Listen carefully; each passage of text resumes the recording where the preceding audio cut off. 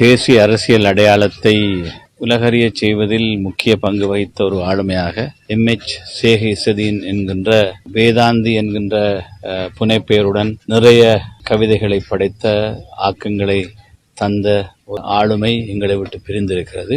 உண்மையில் சொல்ல போனால் ஸ்ரீலங்கா முஸ்லிம் காங்கிரஸ் உடைய ஸ்தாபக தலைவர் மர்ஹூம் எம்எச்எம் அஷ்ரப் அவர்கள் இந்த இயக்கத்தை ஆரம்பித்த போது அவரின் பக்கத்துணையாக இந்த மக்கள் பேரியக்கத்தின் கொள்கைகளையும் அதனுடைய கோட்பாடுகளையும் வடிவமைப்பதில் முக்கிய பங்காற்றிய ஒரு தலைவரை நாங்கள் இழந்திருக்கிறோம். இவருடைய வகிபாகம் இலங்கை முஸ்லிம்களுடைய தனித்துவ அரசியலில் மிக முக்கியமான ஒரு விஷயம் என்பதை நாங்கள் எல்லோரும் அறிவோம்.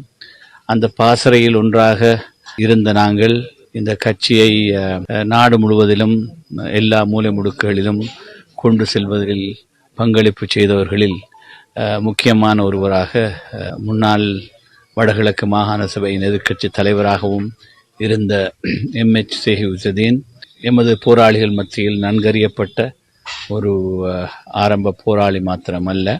முஸ்லிம் சமூகம் இந்திய அமைதி காக்கும் படையின் வருகையின் பிற்பாடு பலவிதமான நெருக்குவாரங்களை சந்தித்த நிலையில் அவருடைய பாதுகாப்பு கருதி பல விஷயங்களிலே முன்னரங்க ஏற்பாடுகளை செய்த ஒரு முக்கியமான போராளியாக நாங்கள் அவரை அடையாளப்படுத்துகிறோம். அது மாத்திரமல்ல, தன்னுடைய எழுத்துக்களினால் முஸ்லிம் தேசியத்தை தொடர்ந்தும் வாழ வைத்த, அதற்கான கோட்பாடுகளை வடிவமைத்த, இலங்கையில் குறிப்பாக வடகிழக்கில் முஸ்லிம்களுக்கான அரசியல் அதிகார அலகு வடகிழக்கு பலவந்தமாக இணைக்கப்பட்ட நிலையில் அமையப்பெற வேண்டும் என்பதில் அயராது தன்னுடைய எழுத்துக்களாலும் தன்னுடைய அரசியல் பணிகளாலும் மிகப்பெரிய ஒரு பிரளயத்தை உருவாக்கிய ஒருவராக அவரை நாங்கள் அடையாளப்படுத்தலாம். மொத்தத்தில் இலங்கை முஸ்லிம்களின் தேசிய அரசியலில் அவருக்கென்று ஒரு தனியான பிரத்யேகமான பங்கு இருந்தது என்பதை நாங்கள் எல்லோரும் ஏற்றுக்கொண்டாக வேண்டும். இதை தவிர்த்து இலக்கியத்துறையில் கவிதை படைப்பதில், அதிலும் சந்தனயத்துடன் கவிதைகளை அழகாக வடிவமைப்பதிலும் மிக நேர்த்தியான முறையில் எழுதக்கூடிய ஒருவராகவும் அவர் இருந்து வந்திருக்கிறார். அவர் சட்டக்கல்லூரியிலே நுழைந்த காலத்திலே அவர் எனக்கு வயதில் மூத்தவராக இருந்தாலும் நான் சட்டக்கல்லூரியில் 3ஆம் ஆண்டு படிக்கின்ற பொழுது அவர் 1ஆம் ஆண்டில் வந்து இணைந்து கொண்டார்.